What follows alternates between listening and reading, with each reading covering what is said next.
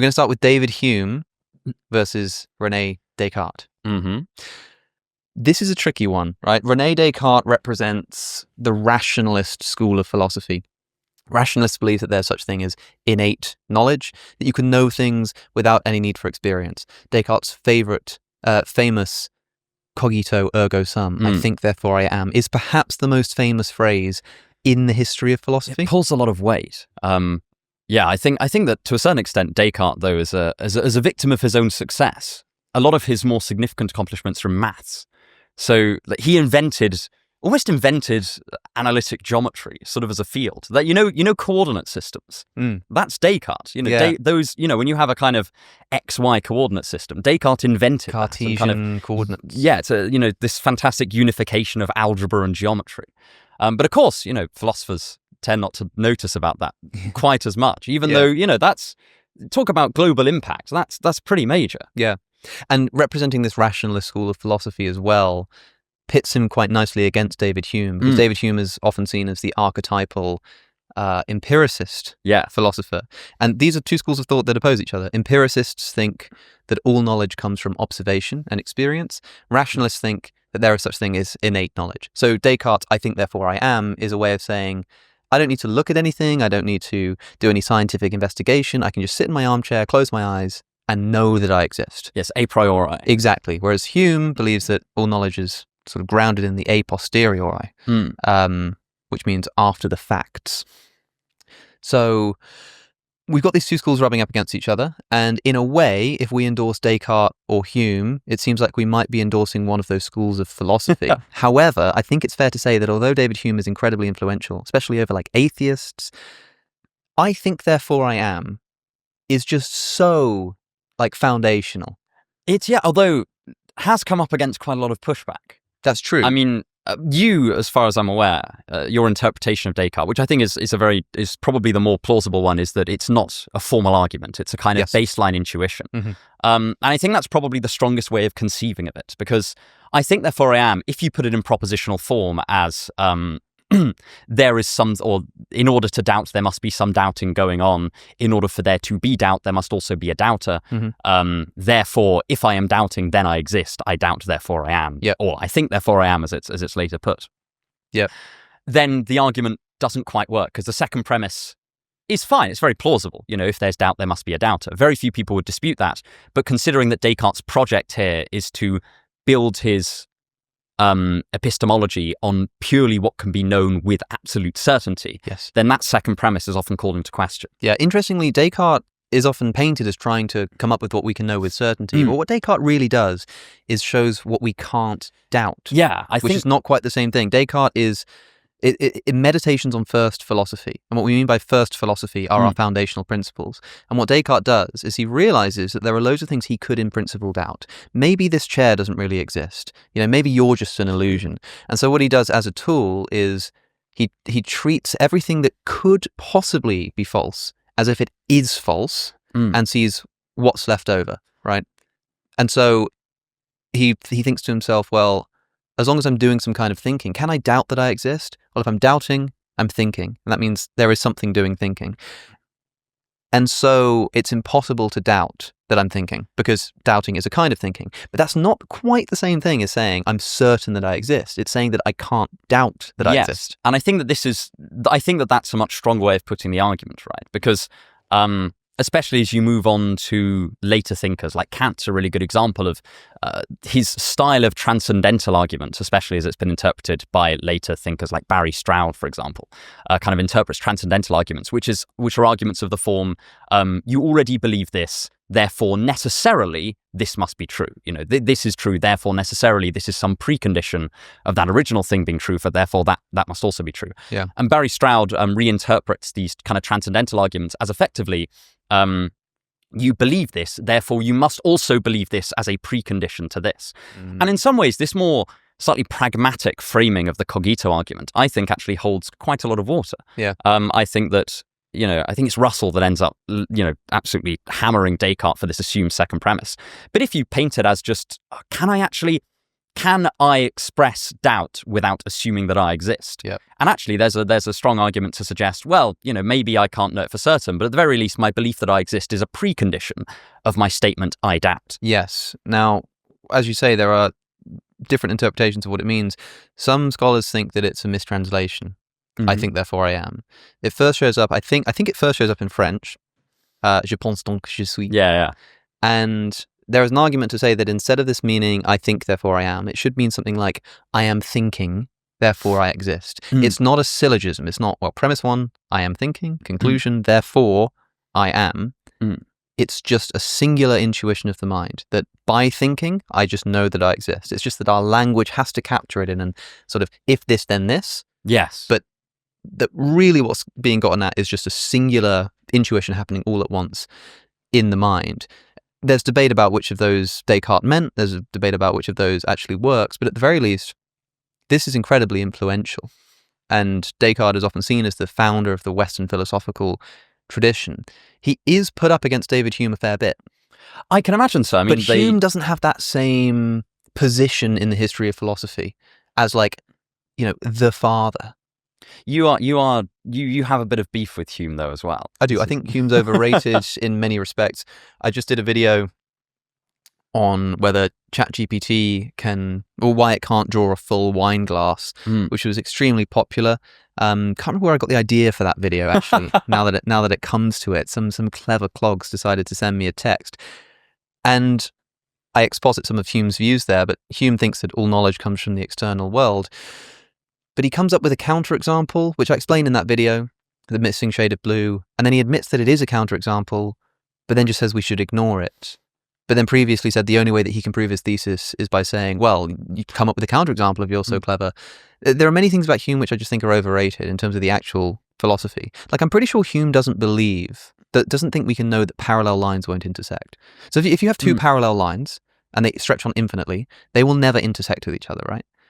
Hume, as far as I'm aware, as far as I can remember from my interpretation of reading him, thinks that because all knowledge comes from empiricism, and we've never seen two perfectly parallel lines, there is no basis for that belief. We cannot know with certainty that if you were to extend those lines infinitely, they would never intersect. Though, of course, in some ways he was vindicated in that view, right? Because then later on we were shown that it's not as simple as space is Euclidean. And of course, the parallel lines not intersecting is based on axiom 5 of Euclidean geometry, which is, as far as I can't remember the exact wording, but it basically is just parallel lines won't intersect.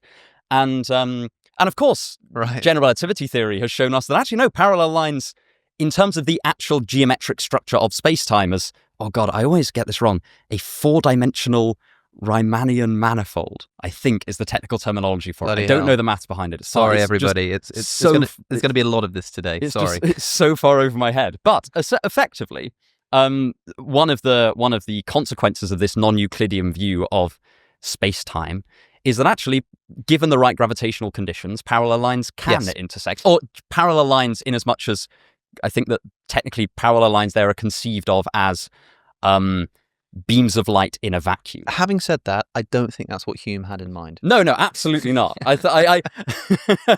This may be, a principle of charity to Hume to the point of incredulity. Yeah, Hume is a genius in presenting the problem of induction, for example. That's another one of his famed sort of philosophical thoughts, and it is extremely clever to sort of realize this, to explain it. It's brilliant. He does then just say, I have no solution to this. I do believe in induction, but I have no rational warrant for it. And then basically says to the reader, like, if you can come up with something, let me know. It seems like, though, right? So if anybody who's familiar with Hume will know that induction, which is deriving truths about unobserved things from observed things. So I've observed the sun rising every single day, and I conclude that the sun will rise tomorrow. That's something I haven't observed, but I conclude the unobserved from the observed. That process is called induction, as opposed to deduction. Like a deductive inference is one that necessarily follows. Like, all men are mortal, Socrates is a man, therefore Socrates is mortal. That's a deductive inference. But if we say every single swan I've ever seen is white, therefore the next one I see will be white. Doesn't necessarily follow, but it's like an inductive inference. And Hume says that any kind of inductive reasoning is completely unjustified. Probably don't have time to go into why exactly. But instead of just saying, okay, on my worldview of empiricism, I can find absolutely no justification for induction, but I do believe in induction. Therefore, instead of saying, therefore my worldview must be incorrect, he goes, well, therefore there must be some explanation that, somebody will come up with one day. Why can't Hume just say, I'm an empiricist, and I've just discovered all of these unsolvable problems about the way that the world works, about the missing shade of blue, about the problem of induction. And instead of going, so because it leads to all of these problems, my theory must be wrong, he says, no, my theory is correct. So, and just sort of tells us to basically ignore those problems. Oh, yes. Hume is the absolute master of looking a reductio ad absurdum argument in the face and going, no, I will stand by my original principles. The other one, of course, is saying that causation doesn't exist. Yeah.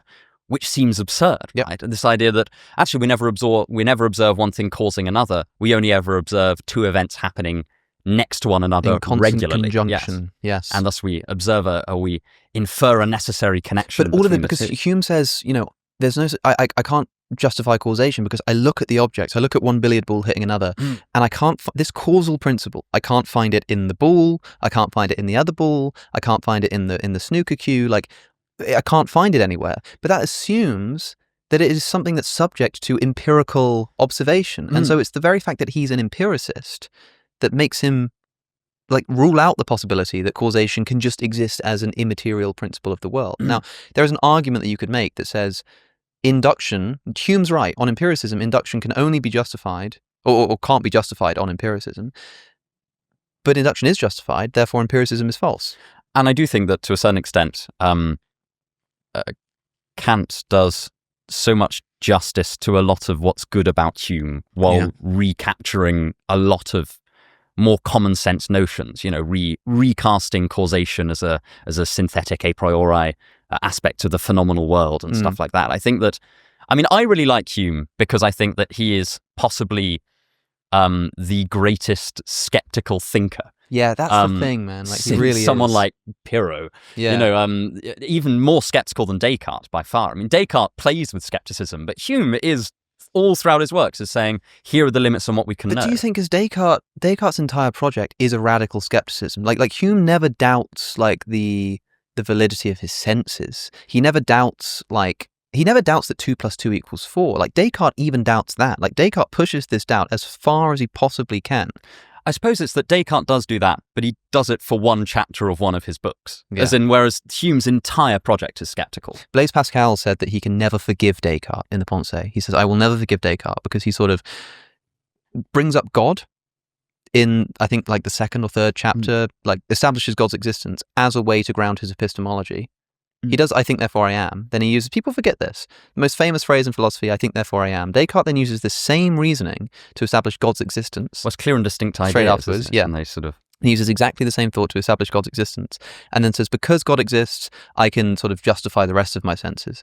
And Pascal says, I can never forgive him because he sort of brings in God to justify his epistemology and then has no need for him ever again. Well, yeah, Descartes, again, it seems to, a lot of his work is in math, a lot of his work is in the foundations of natural science. In some ways, Meditations, although it's so famous, it's sort of orthogonal to a lot of the rest of his work. But there's also mind-body dualism. Well, yes, also from meditation. That's the... I always, controversial opinion, the interaction problem of mind-body dualism, where does the soul touch the body? I've never quite got why that's such a big problem. Partly because if you've already got God on your theology or on your philosophy, so much becomes possible. It's I kind of... Yeah, well, because it seems like a mystery to me. If the mind is immaterial, like Descartes thinks, but just think about the influence of Descartes here. You talk about Cartesian mind-body dualism. Yes, We talk about the Cartesian coordinates. We talk about the Cartesian cogito, right? But yeah, the mind-body thing, if you're like Descartes and you think there's a mind and a body and they're distinct and they interact with each other somehow, why can my mind interact with my brain but not your brain? Why not?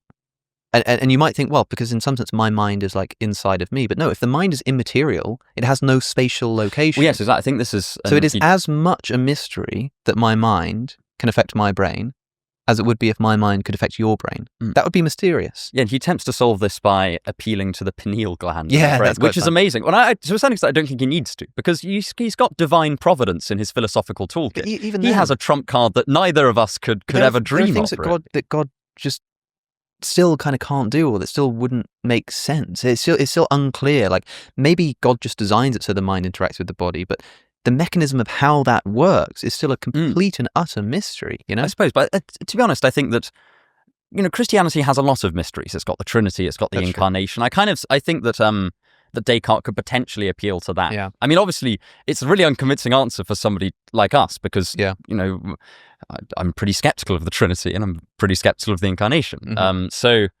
But I think that Descartes is almost admirable for not appealing to that. But I think that if he wanted to use that to resolve it in his philosophy, he probably could. So, okay, we've got like two of the ultimate skeptical thinkers. Yes. We've got like the person who embodies the tradition of skepticism in like the atheist sort of tradition of philosophy, David Hume. And we've got René Descartes, founder of Western philosophy, most famous phrase in philosophy probably of all time. Who wins out here? Also, what's our metric here? Are we saying who would like win in a debate? Who's a better philosopher? Yeah, I feel like the metric is sort of vibes-based. Vibes-based. In that, yeah, I mean, as I say, René Descartes sort of... Who do you vibe with more? It's just a father of modern philosophy, I think, is sometimes the title. I mean, it's a good title. I like Descartes, but I also think that I'm swayed there by a lot of his mathematical contributions. I think that might tip the scale for me, because I do feel a bit more at home with David Hume. Like, I feel like I'd get on with him better. Descartes, like, I don't know, he sort of looks grumpy in his paintings. Hume always looks a bit sort of friendly and chummy, but the mathematical contributions, the most famous phrase in the history of philosophy, Hume's got all of these really interesting thoughts like induction and whatnot, but he doesn't even attempt to solve them. Yes, I think that the David Hume, I think that a lot of people, I mean, I do like David Hume. David Hume is, I think that a lot of people find him more palatable today, because I think that in a lot of ways, our current epistemology leans much more empiricist. Yeah. But like Hume himself, people today, when pressed on their empiricist assumptions, actually a lot of the time just don't have justifications for them. And also, they're not empiricists in the same way that David Hume is. Most people believe in causation. And, but so does Hume. Hume believes in causation. He just doesn't believe in causation as an aspect of the world outside of our perceptions. Right. But I mean, Hume believes that causation exists, as far as I know. He just doesn't know like how to justify that belief. Which is the thing. Like, Hume asks some great questions, but admits that he can't answer them, but doesn't even seem to consider the possibility that the unanswerability of those questions might just show his worldview is incorrect. Well, yes, I think that's a response that has been levelled at him by a lot of Thomist philosophers, funnily enough. Yeah. Just that, come on, man, you can't do anything with this philosophy. We'll get on to Thomas Aquinas later as well. He is on our list. So, what do you think? Hume, Descartes? Oh, I think that I'm leaning Descartes. I think that... I mean, I really love David Hume as a philosopher. I think that... No offense if you're watching, Mr. Hume. Yeah, exactly. Don't take it personally. Some of these philosophers are, in fact, still alive. So if we're a little bit mean about you and you are watching, then it's all in good faith, if you like. But okay, I think let's put Descartes, because otherwise we are going to be here for forever. 24 hours. So, our first bout has Descartes